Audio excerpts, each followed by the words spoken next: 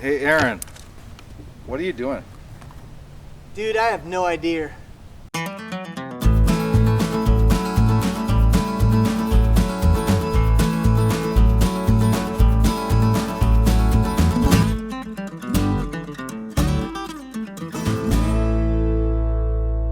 Hey everyone, welcome to another episode here on the No Idea YouTube channel, and this is awesome. We're doing our favorite thing that we absolutely love to do come March and April.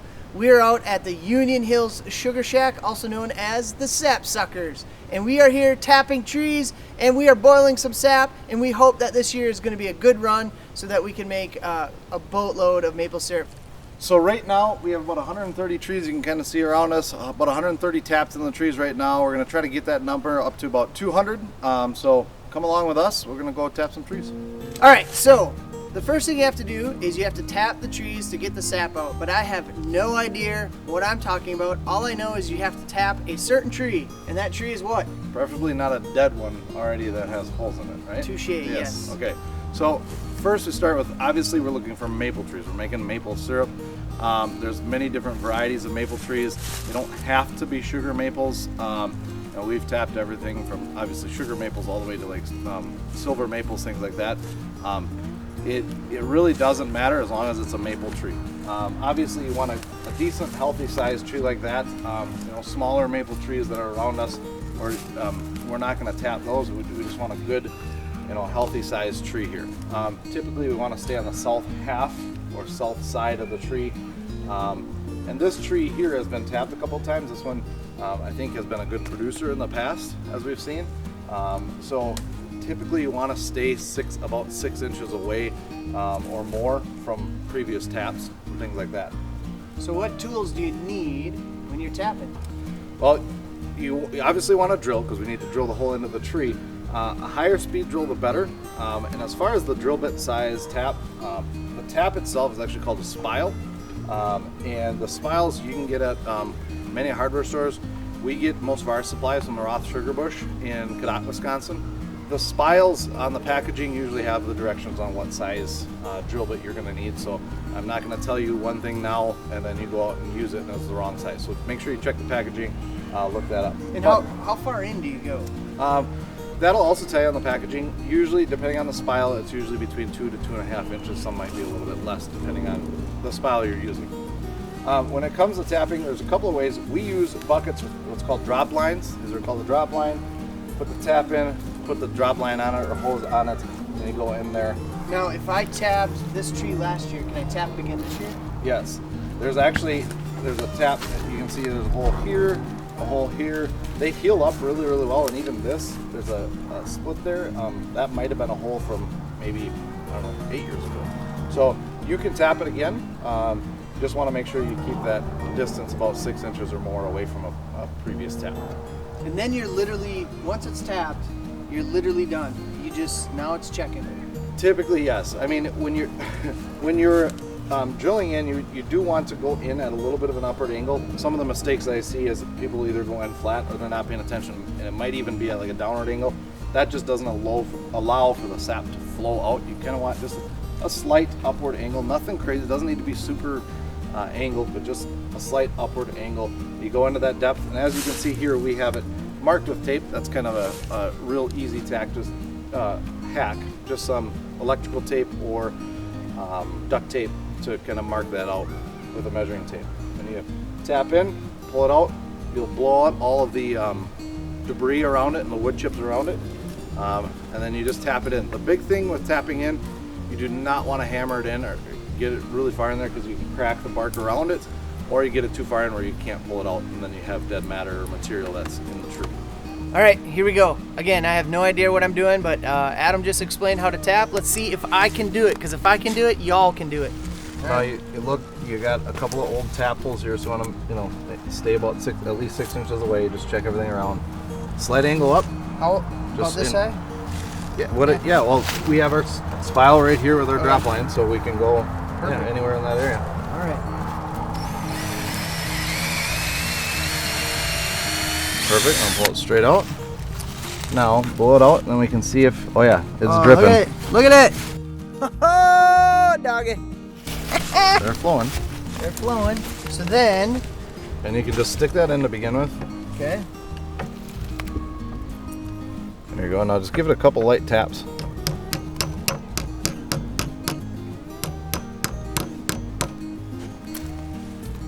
Probably a little more snug in there. There you go. Good. Oh, look at that. Sweet. It'll start to flow down. Awesome.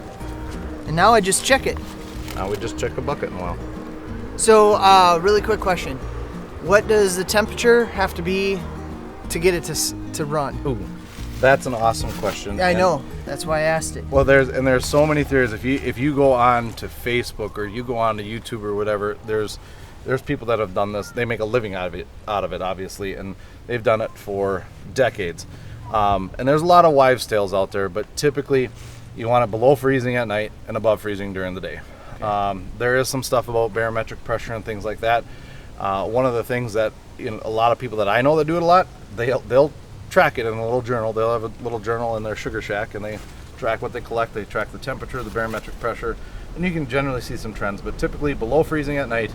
And what that does is it freezes the tree, it builds up pressure inside the tree. When it thaws out, that pressure's built up and hopefully released through the tap. Cool. Man. All right. Well, so we've tapped about 130, and we're shooting for about 200. But why don't we take them up there and show them? Okay, after we've collected it, then what do we do? All right, let's Sounds go. Good.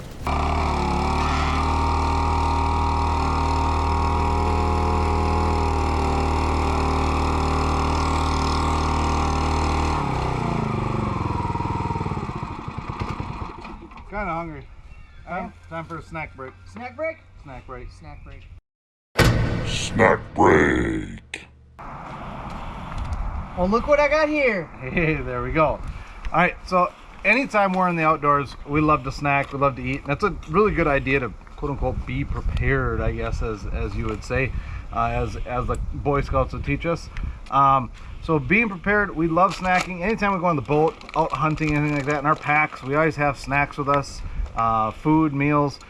This week we've got, Aaron, show us what we got. We have our friends from Jacobson's Market who sent us a couple packs of beef sticks, and today we want to review for you Jacobson's Market original snack sticks. So here you go, sir. Original snack sticks. Original snack sticks. These are pretty darn big. All right, let's try it. Mmm.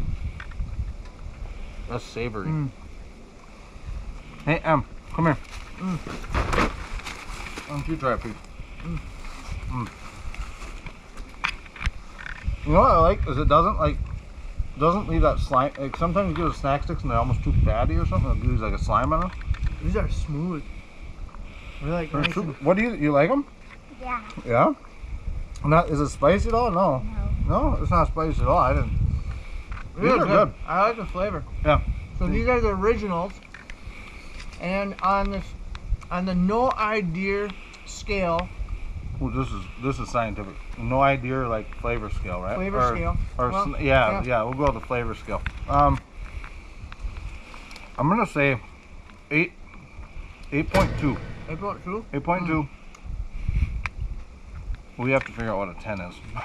Oh, dude. But I bet with that, does that bump it up a little bit? Mm-hmm. So I would Here's say, all with Busch Light. I'd say this is about 8.6 because I got the Busch Light. I bet you if it was with a White Claw, it'd be like a 10. So there you go. We encourage you. Jacobson's Market. Original Jacobson's snack Market. They got stores in Chippewa Falls off of J up by Lake Wissota. They have a market South Claremont and Eau Claire, and then at any of their hardware stores in Eau Claire or Chippewa, you can grab them. These are good. Awesome. All right, so we tapped trees. We've gone out. We've collected them. They're running okay right now. So when we bring them back, we put them in here, the storage, before we put it over the fire, right? Yep. And storage really is whatever you have that's food safe to store it in. We have these. We have a backup tank with I think it holds about 275 gallons. That if the sap really flows, we've had to use it before. Where you got those days where each tap is giving out 2, 3, 4 gallons, and you need some massive storage. But generally for us, about 150, 200 taps, some setup like this is going to be enough. But the key is you can't let this stuff get warm. No. Right? So this part of our shack right now is in full shade all day long. It's been, obviously a warm spring so far. So what we'll end up doing here, and we're supposed to get some really, really cold, really warm temperatures. We'll take some snow from different parts of the yard and pack it up against here. Try to keep it around refrigerator temp. Now, typically it takes, 30 to 40 gallons to make 1 gallon of syrup, right? Yep.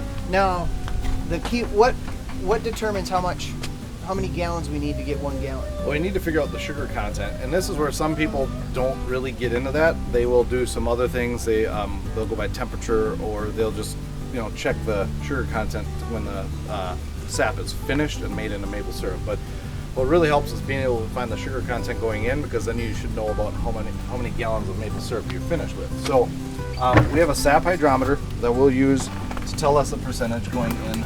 2% is what we've been running at about here. So it'll float there. It's got the numbers on it. That's at about 2.5%. So that's getting a little bit better. Okay. Beginning of the season was about 2. We're at about 2.5% now, which that's going to be a little better than 40 to 1, maybe 35 gallons of sap to 1 gallon of syrup. Cool. Now, does that determine also the lightness and the darkness of maple syrup, or is that it? It could. That's something I have no idea about. Okay. I mean, last year we cooked all year, and even our last batch was lighter than like the 9th batch. So, again, there's many theories and things out there, and a lot of people that are more smarter than I that probably know the answer to that. So we're gonna load up, right? We're gonna load up. And then our pan is ready for another 5 gallons. So, all right, here you go.